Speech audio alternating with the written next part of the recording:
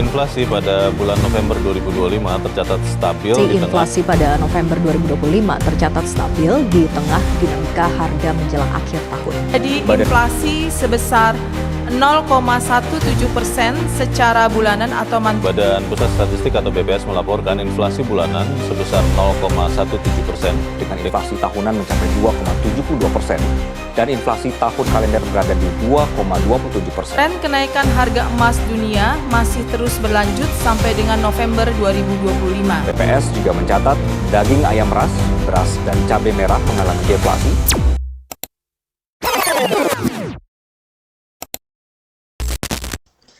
Assalamualaikum warahmatullahi wabarakatuh. Perkenalkan, saya Jenny Febrianti dari kelas 3C Program Studi Akuntansi Syariah. Pada kesempatan ini saya akan menyampaikan analisis ekonomi makro Islam berdasarkan salah satu berita ekonomi terbaru, yaitu mengenai inflasi Indonesia yang melandai dan konsumsi masyarakat yang meningkat pada bulan November 2025. Analisis ini saya sajikan sebagai pemenuhan tugas ujian akhir semester mata kuliah Ekonomi Makro Islam. Ekonomi Indonesia pada akhir tahun 2025 menghadapi tantangan global seperti perlambatan ekonomi dunia, fluktuasi nilai tukar, dan tekanan harga komoditas. Dalam kondisi seperti ini, stabilitas ekonomi menjadi sangat penting, terutama terkait inflasi dan konsumsi masyarakat. Nah, baru-baru ini Bank Indonesia merilis data bahwa inflasi bulan November 2025 turun sekitar 2,7%. Selain itu, survei penjualan eceran juga menunjukkan peningkatan konsumsi masyarakat, terutama pada kelompok makanan dan minuman, sedang barang rekreasi dan kebutuhan rumah tangga. Berita ini menarik untuk dianalisis karena kedua indikator ini sangat penting dalam menilai kesehatan ekonomi suatu negara.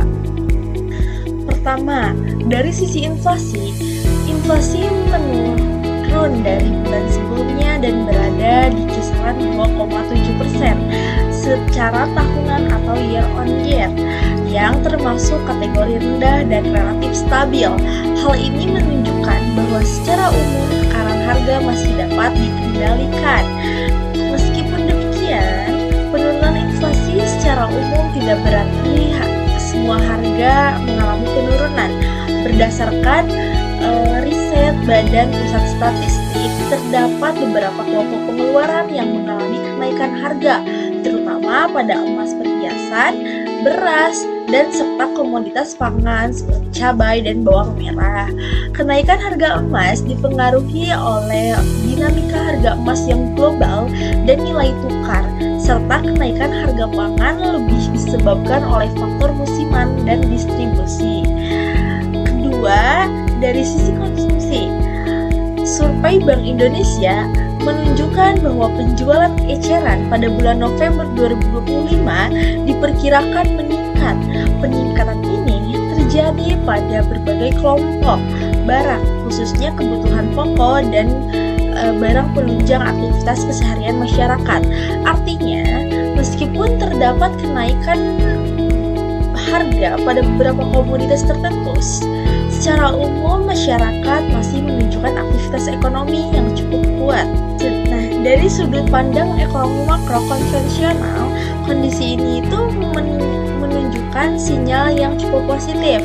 Pertama, inflasi yang stabil menandakan bahwa kebijakan moneter Bank Indonesia berjalan secara efektif dalam menjaga kestabilan harga.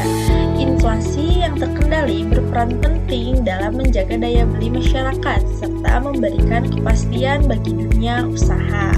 Kedua, peningkatan konsumsi masyarakat merupakan faktor pendorong utama pertumbuhan ekonomi, mengingat konsumsi rumah tangga merupakan kontributor terbesar terhadap produk domestik bruto Indonesia. Ketika konsumsi meningkat, maka aktivitas produksi, distribusi, dan perdagangan juga ikut bergerak. Namun demikian, tetap terdapat tantangan. Kenaikan harga pada kelompok tertentu seperti pangan dan harga emas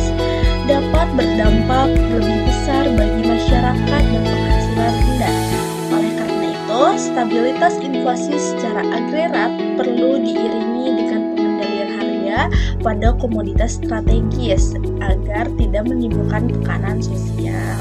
Nah, selanjutnya, menurut perspektif ekonomi makro Islam, dalam Islam kebersihan ekonomi tidak hanya diukur dari pertumbuhan dan stabilitas angka makro, tapi juga dari aspek keadilan, keseimbangan, dan kesejahteraan masyarakat secara menyeluruh. Pertama, inflasi yang rendah dan terkecil sangat sejalan dengan prinsip keadilan dalam Islam karena dapat melindungi daya beli masyarakat, khususnya kelompok yang berpenghasilannya rendah. Nah, hal ini itu sesuai dengan muqasid syariah, terutama hifz al-mal, yaitu menjaga harta masyarakat agar tidak tergerus oleh kenaikan harga yang berlebihan. Kedua, adanya kenaikan harga pada beberapa komoditas tertentu seperti pangan dan emas perlu mendapat perhatian agar tidak menimbulkan ketimpangan.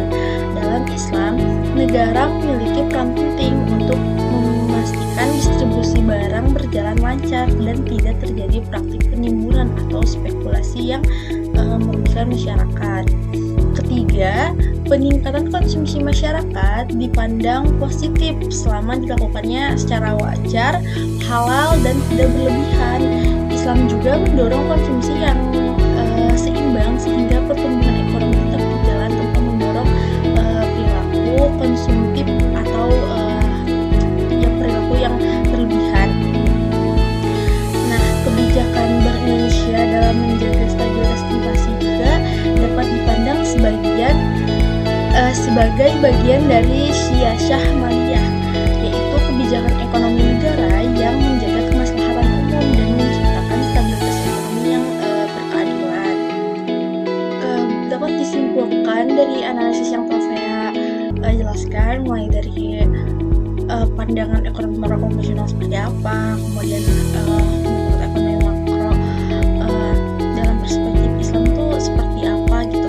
Nah, berdasarkan analisis tersebut dapat disimpulkan bahwa inflasi yang melandai dan peningkatan konsumsi masyarakat pada November 2025 ini itu menunjukkan komoditas ekonomi Indonesia yang relatif stabil, meskipun terdapat kenaikan harga pada beberapa kelompok komoditas tertentu. Stabilitas inflasi secara umum masih terjaga. Nah, dalam perspektif Islam, ekonomi makro Islam, kondisi ini itu mencerminkan upaya menjaga keadilan harga, perlindungan daya beli, serta peningkatan kesejahteraan masyarakat. Namun, kebijakan ekonomi tetap perlu diarahkan agar manfaat stabilitas ini dapat dirasakan secara merata oleh seluruh lapisan masyarakat. Demikian analisis yang dapat saya sampaikan. Semoga analisis ini bermanfaat dan memberikan gambaran mengenai kondisi ekonomi makro Indonesia dalam perspektif Islam maupun konvensional itu seperti apa. Terima kasih. Wassalamualaikum warahmatullahi wabarakatuh.